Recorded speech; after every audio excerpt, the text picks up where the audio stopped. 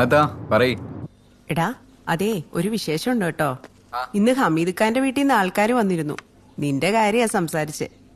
ഈ പ്രാവശ്യത്തെ നിന്റെ വരവിന് സനയുടെ നിന്റെ കല്യാണം നടത്താനാ പ്ലാൻ. Okay okay. എന്തൊക്കെയെന്ന് നീ ദിവ്യയോട് കാര്യങ്ങളൊക്കെ സംസാരിച്ചോ? ഇല്ല, പറയാൻ പറ്റിയിട്ടില്ല. പിന്നെ അതിനുള്ളൊരു സാഹചര്യം കിട്ടണ്ടേ? എന്തെന്നാ നീ പറയുന്നേ? നീയൊക്കെ ഈ കാലഘട്ടത്തിൽ തന്നെയാണോ ജീവിക്കുന്നേ? 2 വർഷത്തോളായി ഒരേ ഓഫീസിൽ ജോലി ചെയ്യുന്ന പെണ്ണിനോട് ഇഷ്ടം പറയാൻ ധൈര്യമില്ലെന്ന് വെച്ചാ ആരും കേക്കണ്ട. നിങ്ങൾ ആ അമീദ് ഖാന്റെ കാര്യം എങ്ങനെങ്കിലൊക്കെ പറഞ്ഞൊന്ന് ഒഴിവാക്കി തരുമോ? എടാ അത് ഞാൻ നോക്കിക്കോളാം. നീ ഒരു കാര്യം ചെയ്യേ, ആ ദിവ്യയുടെ നമ്പർ ഇങ്ങോട്ട് അയക്കേ, ഞാൻ വിളിച്ച് സംസാരിക്കാം. അത് ശരിയാവില്ല. അതെന്താടാ? അത് വേണ്ട. അയക്കേ, ഞാൻ കാര്യമായിട്ടാ പറയുന്നേ. ഇനിയും തമാശ കളിക്കാൻ സമയമൊന്നുമില്ല കേട്ടോ. ശരിയെന്നാ, ഞാൻ അയക്കാം. നിങ്ങൾ ഇപ്പൊ ആ പക്ഷെ നീ വൈകിട്ടേ ഫ്രീ ആകുമ്പോ ഒന്ന് വിളിക്കേട്ടോ. ആ ഓക്കെ.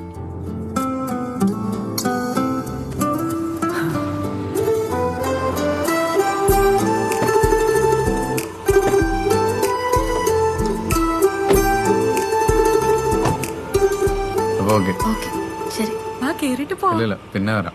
എന്നാ ശരി.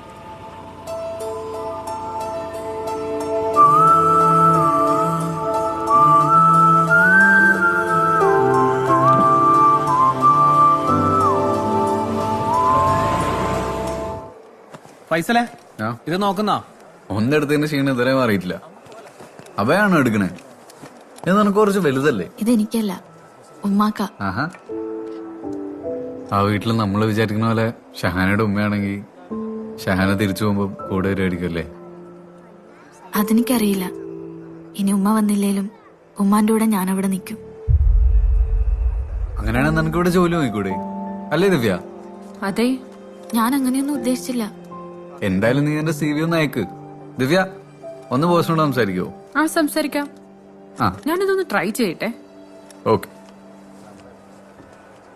ദിവ്യ പറഞ്ഞാ പിന്നെ എല്ലാം ഓക്കെയാ. ദിവ്യ ബിസിയാണോ? എന്തേ? ഈ കണ്ണട എങ്ങനെയുണ്ട്? ഒന്ന് പോയെന്നു. കളർ ഇഷ്ടപ്പെട്ടില്ല എന്ന് തോന്നുന്നു. ഫൈസലേ, എടി, നീ വിചാരിക്കുന്ന പോലെ ഒന്നും ആവണമെന്നില്ല. ഫൈസൽ ഒരു മനുഷ്യപ്പറ്റിന്റെ പുറത്ത് ചെയ്യുന്നതായിരിക്കും ഇതെല്ലാം. ഞാനൊരു പൊട്ടിയൊന്നുമല്ല, നീ ഒന്നും മിണ്ടാതിരിക്കെ. അവൾ ഇവിടെ നിർത്താൻ തന്നെ താല്പര്യം.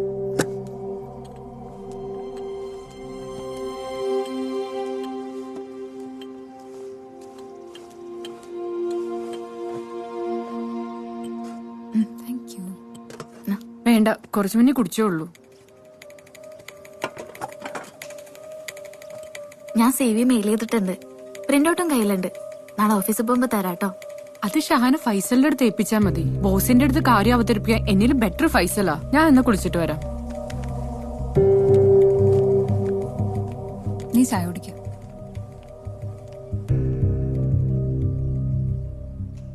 فاطمة، أنا خبرتك. هذاك الشخص يجلس هناك، هذيك يفكروها هذيك أمك. انتوا تعالوا شوفوها.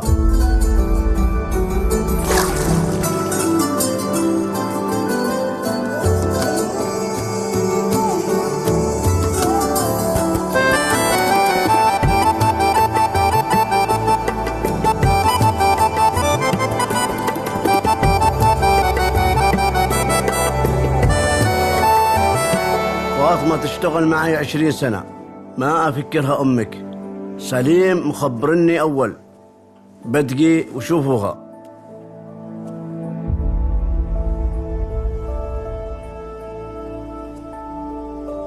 ആരാ? എവിടുന്നാ?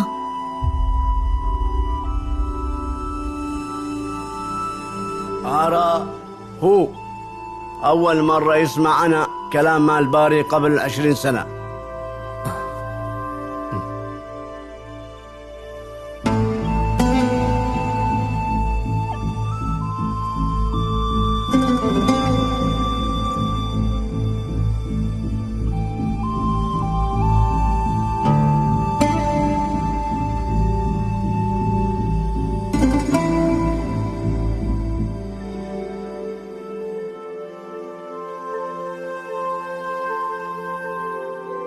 ഇതെന്റെ ഉമ്മയല്ല.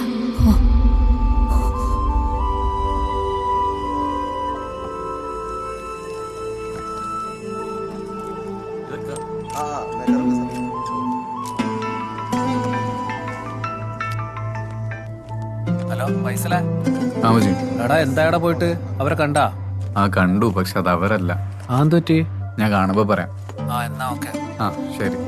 ആ സ്ത്രീയുടെ മുഖം കണ്ടിട്ട് അവരെ കാണാൻ ബന്ധുക്കൾ ആരോ വന്നതുപോലെ ഒരു പ്രതീക്ഷയുണ്ടായിരുന്നു മുഖത്ത്.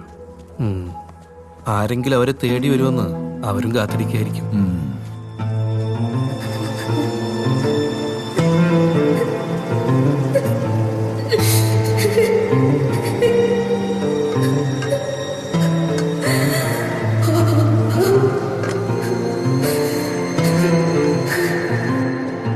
ദിവ്യന്റെ വീട്ടിലായോണ്ട് ഷഹാനയ്ക്ക് ഫുഡൊക്കെ ഓക്കെ ആയിരിക്കും അല്ലേ? മോളെ എന്തെങ്കിലും സ്പെഷ്യലി വേണമെങ്കിൽ പറഞ്ഞോട്ടെ. പ്ലസ് കുക്ക ഇതവനെ വയസ്സിലെ.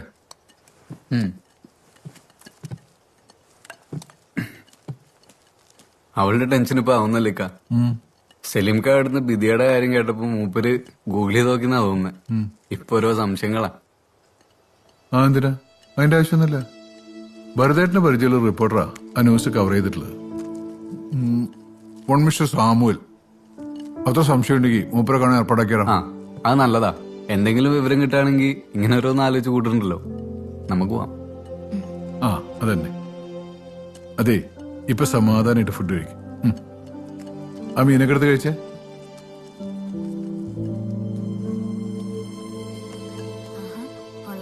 ഡാ, നീ ഷഹാനയുടെ ആവശ്യങ്ങളൊക്കെ നടക്കുമ്പോഴേ ഓഫീസിലെ കാര്യങ്ങളൊക്കെ പ്രശ്നമാവില്ലേ? ചെറിയ പ്രശ്നമാണ്. പിന്നെ സാബിക്കാക്ക് അറിയാലോ, ഉപ്പ വയ്യാണ്ട് നടന്നപ്പോ എന്നിങ്ങോട്ട് കൊണ്ടുവന്നതും എന്റെ എല്ലാ കാര്യവും നോക്കിയതും സലീംക്കാണ്. മൂപ്പര് എനിക്ക് എന്റെ ഉപ്പാനെ പോലെ.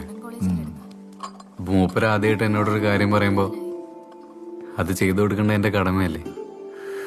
അറിയാടാ, അറിയാം.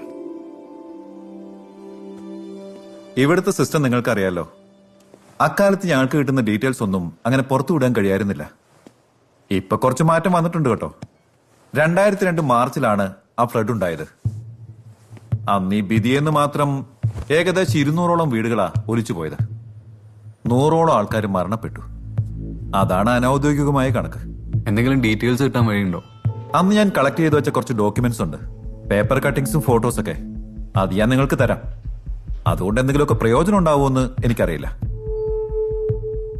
അന്ന് ഈ ബിദിയെന്ന് രക്ഷപ്പെട്ട ആളുകൾ ഒമാന്റെ പല ഭാഗങ്ങളായി ജീവിച്ചിരിപ്പുണ്ട്. അതിൽ നിന്നും നിങ്ങൾ അന്വേഷിക്കുന്ന വ്യക്തിയെ കണ്ടെത്തുക എന്ന് പറയുന്നത് ബുദ്ധിമുട്ടാ. നിങ്ങൾ എംബസിയിൽ അന്വേഷിച്ചിരുന്നോ? ഇല്ല. എംബസിയുടെ സഹായം ഇല്ലാതെ ഒന്നും നടക്കില്ല. അവർ വഴി മാത്രമേ നമുക്ക് എന്തെങ്കിലും ചെയ്യാൻ കഴിയൂ. ഏതായാലും ഞാൻ ആ ഡോക്യുമെന്റ്സ് എടുത്തു തരാം. നമുക്ക് സലീം ഖാനോട് പറയാം.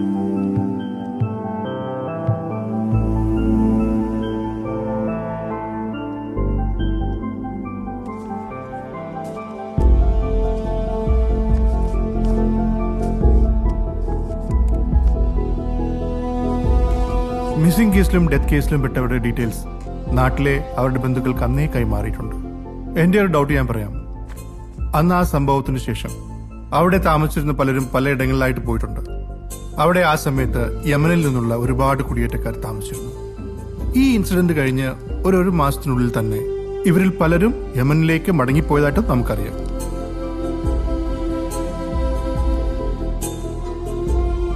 ഉമ്മ ഇവിടെ ഹൗസ് മെയ്ഡ് ആയിരുന്നു എന്നല്ലേ പറഞ്ഞത്? അതെ.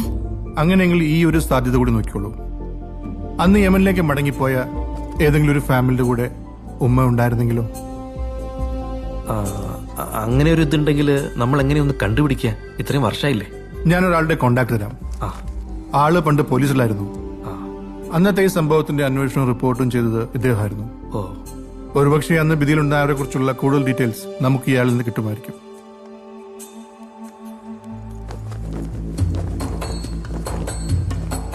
ശ്രീനിവാസൻ സാറ് പറഞ്ഞ പോലീസ് ഓഫീസറെ കാണാനുള്ള പരിപാടി നോക്കിയിട്ട് ഞാൻ പറയാം. എന്നാ പിന്നെ നിങ്ങൾ വിട്ടോ, എനിക്കൊന്ന് റൂവ് വരെ പോകാനുണ്ട്. ഞാൻ വിളിക്കാം. പോട്ടെ.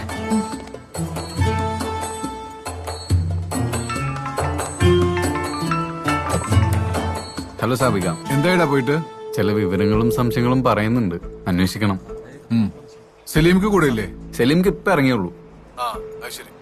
അതെ സാബിക, ഷാനായിട്ട് ഒരു ജോലിക്കാര്യം പറഞ്ഞിട്ടുണ്ടായിരുന്നില്ലേ? അവർ ഇന്റർവ്യൂവിന് വിളിച്ചിട്ടുണ്ട്. ഈ ബുധനാഴ്ചയാണ്. ഉച്ചയ്ക്ക് ശേഷം 1 മണിക്കൂർ ഫ്രീ ആകാൻ പറ്റൂ. എനിക്കന്ന് വൈകിട്ടേ ഇറങ്ങാൻ പറ്റുള്ളൂ. പിന്നെന്താ, ഞാൻ കൊണ്ടുപോയിക്കോളടാ. അതൊന്നും കുഴപ്പമില്ല. ശരി, ഓക്കെ. കേറിക്കോ